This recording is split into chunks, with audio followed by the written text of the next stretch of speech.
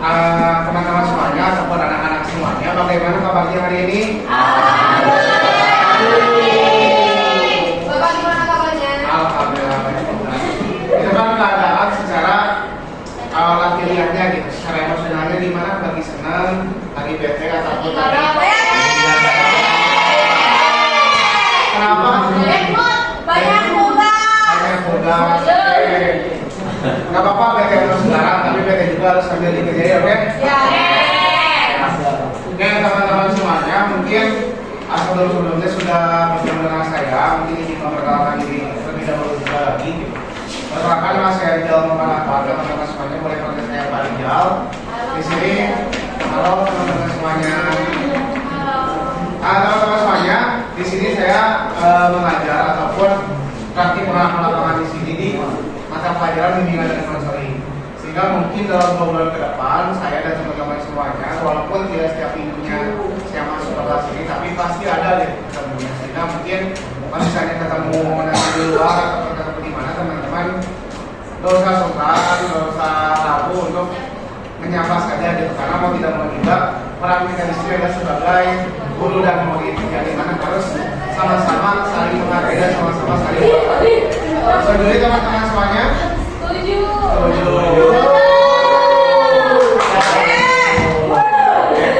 Teman-teman semuanya, ketika teman-teman sekarang berbicara tentang bimbingan konseling ataupun tentang BK, yang terlintas ataupun yang pertama teman-teman pikirkan itu tentang BK itu apa?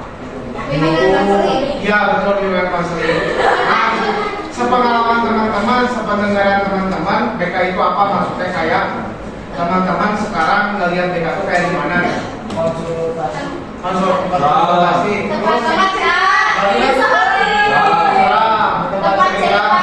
Terus tempat menjelaskan masalah. Terus hubungan. Terus oke, kita ambil beberapa contoh yang sudah disampaikan dulu saja oleh teman-teman barusan ya. Nah, yang dimana teman-teman semuanya, apa yang sudah dijelaskan oleh teman-teman barusan merupakan salah satu pandangan ataupun salah satu paradigma dari teman-teman semuanya tentang bimbingan dan konseling.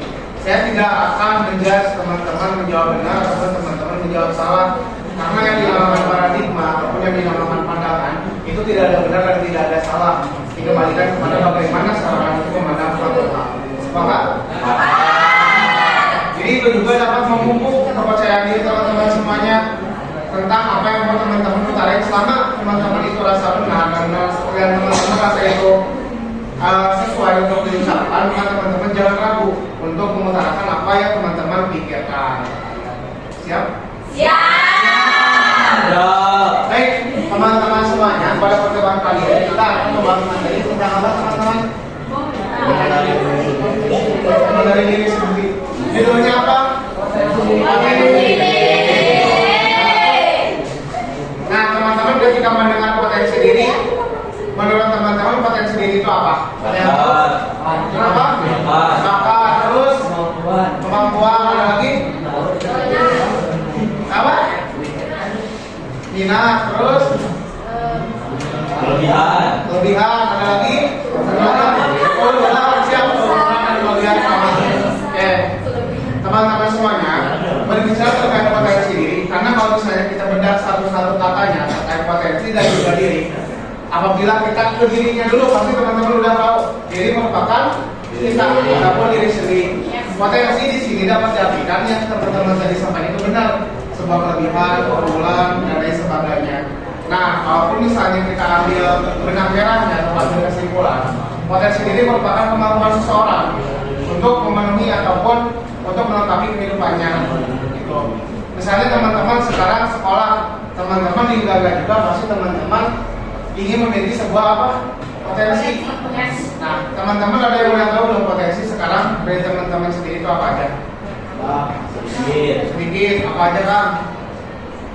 Presentasi, terus promosi, terus ya, siap. Yang lainnya Kang Tete, teman-teman semuanya, atau sama potensinya kayak Kang siapa? Albino. Pada sama semua potensinya apa beda-beda? Apa? Sama aja? Samain aja. Oh, samain aja. Kenapa samain aja?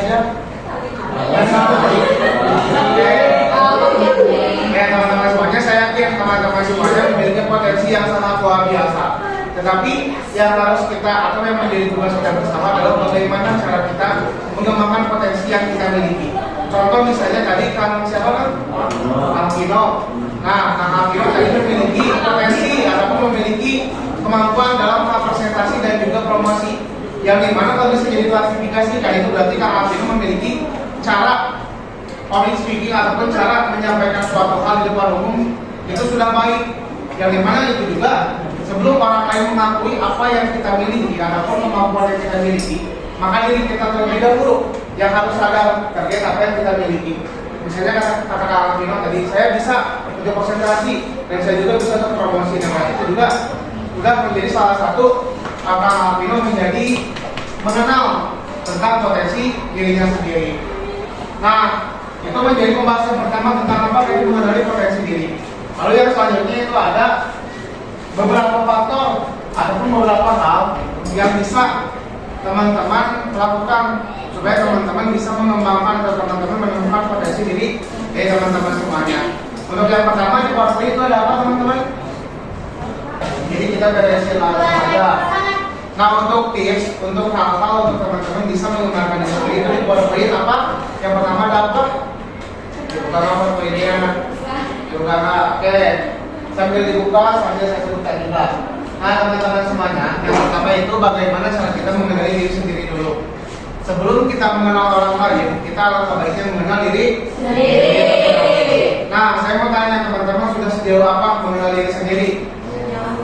Sejauh itu, sejauh mata pemandangan, sejauh Afrika Selatan, sejauh apa lagi?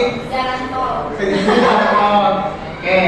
Nah teman-teman semuanya, saya yakin teman-teman ketika sekarang sudah di kelas 2 SMK pasti teman-teman setidaknya sudah tahu dan teman-teman sudah mengenali diri sendiri itu seperti apa. Yang dimana ketika kita berbicara tentang diri sendiri, kita juga pasti berbicara tentang apa kelebihan diri kita dan apa kekurangan diri kita. Lalu yang selanjutnya itu adalah tentukan tujuan hidup. Teman-teman sekarang dari SMK, apakah mau kerja, mau kuliah, ataupun mau hal lainnya? Kuliah, kerja, yang lainnya namanya kerja. Ya. Nah, berarti apa sama teteh yang ada di sini teman-teman semuanya?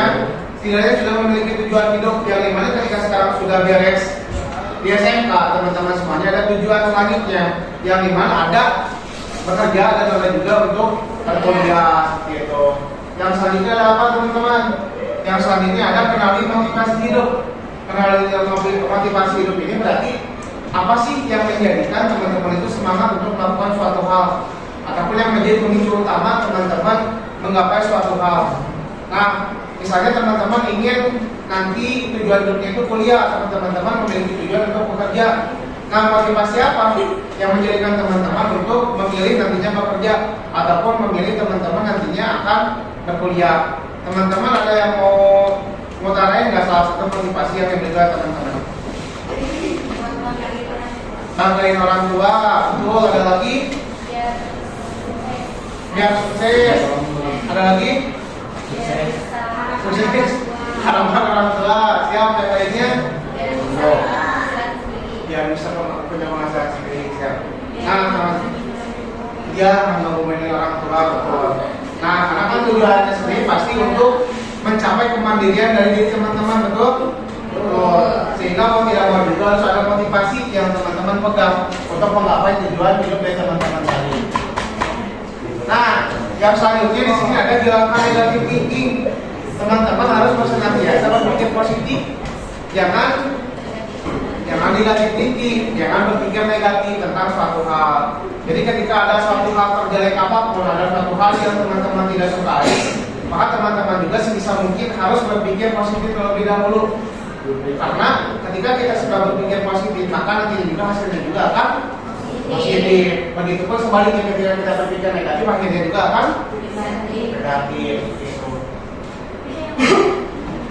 Nah, teman-teman semuanya, karena kita hidup di dunia ini mengandalkan 3 hal, yang dimana kita merasa dengan hati, memikirkan dengan otak atau pemikiran, dan melakukan suatu hal dengan tingkah laku.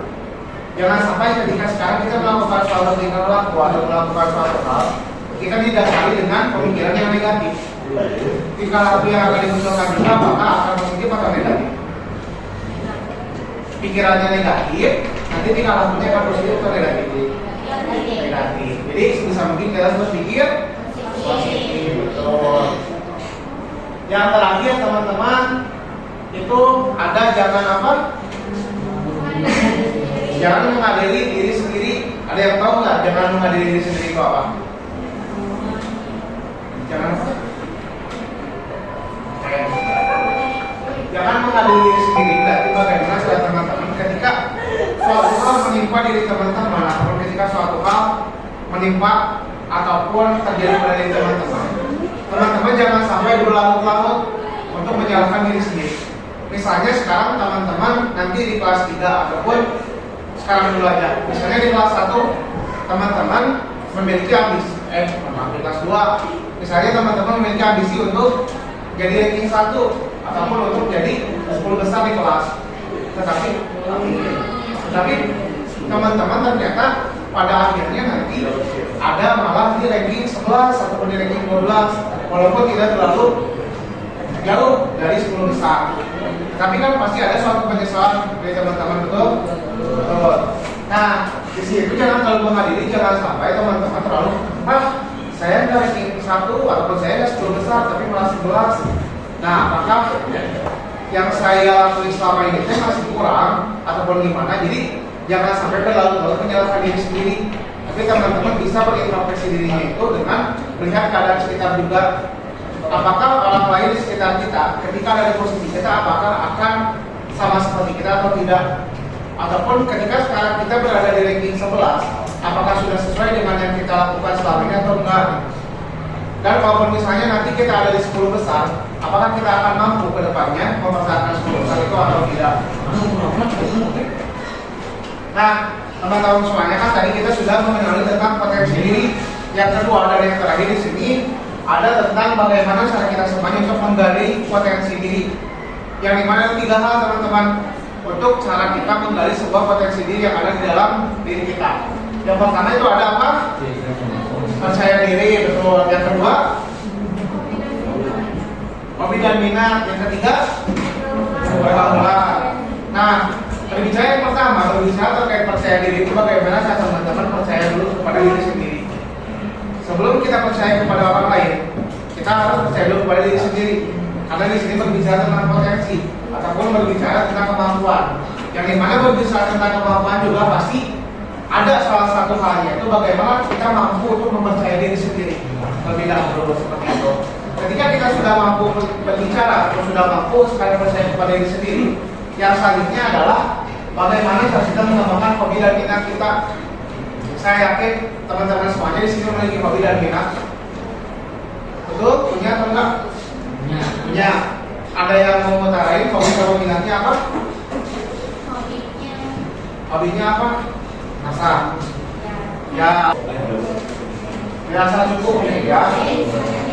Dance. Ya. Nah, hobi dan minat ini dapat menjadikan suatu keahlian ataupun dapat menjadikan suatu kebiasaan positif untuk teman-teman nanti mengisi waktu kosong sekarang untuk sebelum nanti teman-teman menggapai hal yang diinginkan oleh teman-teman semuanya. Lalu yang terakhir adalah tentang pergaulan. Pergaulan di sini adalah bagaimana cara teman-teman berteman satu sama lainnya. Nah, yang dimana pergaulan di sini itu ada 2 klasifikasinya atau ada 2 hal yang membedakan. Ada pergaulan yang positif dan ada pergaulan yang negatif. Katanya teman-teman mau milih pergaulan positif atau negatif? Positif. Kenapa milih positif? Tuh, karena nanti negatif ke bawah negatif, kalau positif ke bawah positif. Nah teman-teman semuanya, meskipun sekarang kita sekuat apapun diri kita, sepercaya diri apapun diri kita kepada kita sendiri, tapi kita juga harus dibarengi dengan aspek sosial ataupun dengan aspek pertemanan satu sama lainnya. Karena yang namanya manusia, pasti manusia tidak bisa hidup sendiri. Pasti manusia membutuhkan bantuan orang di sekitarnya, orang lain ataupun orang-orang di sekitarnya. Sehingga teman-teman semuanya sekarang harus mampu juga mengenali tentang pergaulan yang baik dan yang kurang baik itu seperti apa saja, seperti itu. Nah teman-teman semuanya, untuk materinya sedikit dan sudah saya sampaikan juga. Mungkin Oke, selanjutnya dari teman-teman semuanya ada yang mau ditanyakan atau ada yang mau didiskusikan? Ada? Boleh teman-teman, silakan.